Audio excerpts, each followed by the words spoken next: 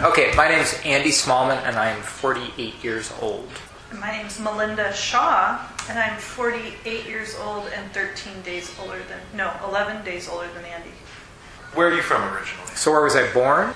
You gotta... I can't make this funny. I was born in Omaha, Nebraska, for Pete's sake, Dan.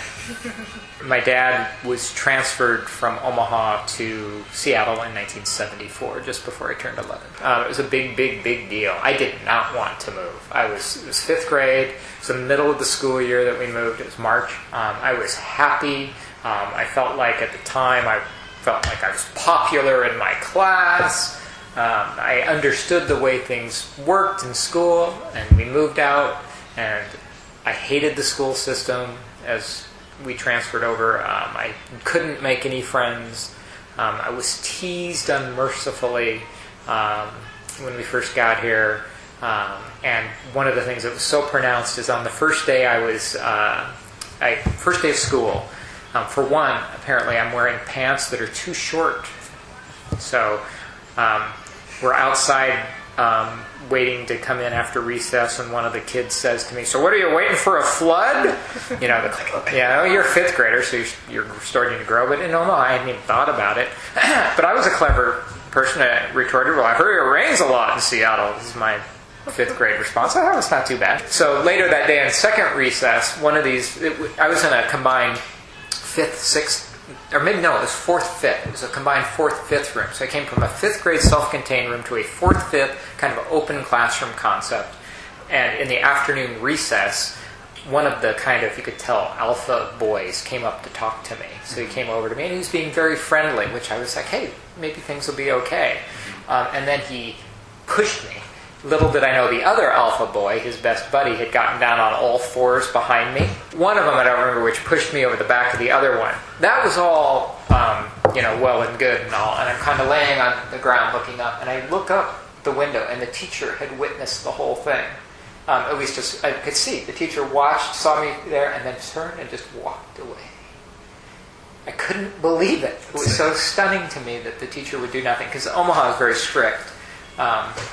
That kids would have been in the principal's office and they would have been spanked, paddled, or whatever we called it back then for that. So it was really discombobulating for me. Now, interestingly enough, basically as an educator now, I realized that I'm much more aligned with what the Bellevue School District, because we moved to Bellevue.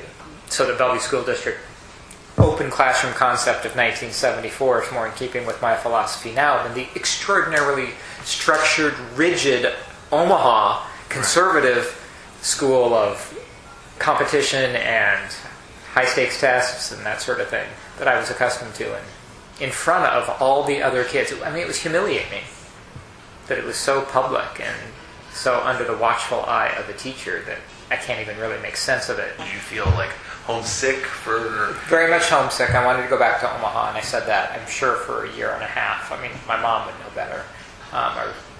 But I remember just saying, can we go back? I really don't like it here. And what school was this, just really quickly? You want to go back there and try to hurt them or something? Spirit Ridge Elementary. I don't remember having a single friend in that classroom for the 3 months remaining in the school year. I remember one friend that year, but I remember I bribed kids to be my friend. My dad was a candy salesman. You want to know how you bribe kids when your dad's a candy salesman? You invite them over and you offer them candy. And that's what I told kids, is, yeah, my dad sells candy. We moved out here because my dad sells candy. We've got a whole garage full of candy. You want to come over? And then experiences like that I think really pointed to who I am now and why I work with kids. Is that I have a lot of, I'm going to even say, empathy. I can feel it when somebody's in pain. I experienced it myself. Right. And I can relate to it when somebody feels that they're dumb. And I don't think they're dumb.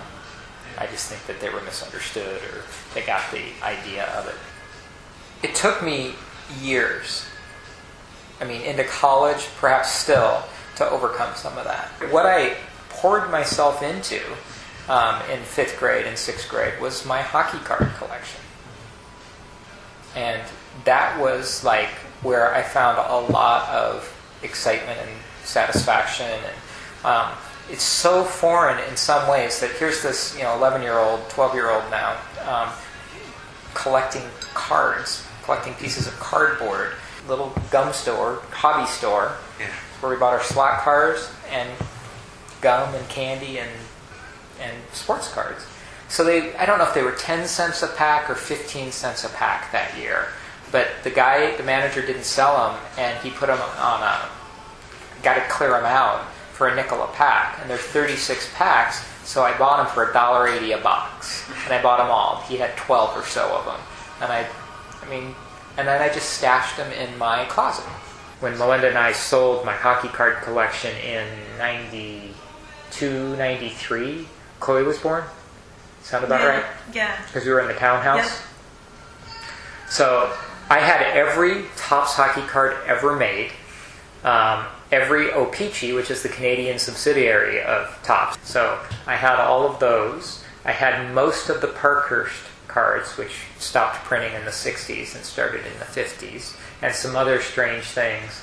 By the time we sold all of that, we gotten $40,000 and used it as a down payment on A house. a house. Our first house. So our first house was bought through hockey cards. And so, again, connecting different dots, had I not had all that horrible experience in 5th and 6th grade, I probably wouldn't have become as dedicated. If I'd made a friend, I probably wouldn't have become as dedicated to collecting all those cards and being as anal as I was about it. I think there's logic to all of this. I think there's sense to it. You can't make sense necessarily in the moment, but when you look back and go, that had to happen for this to happen, there must be some sense to the universe.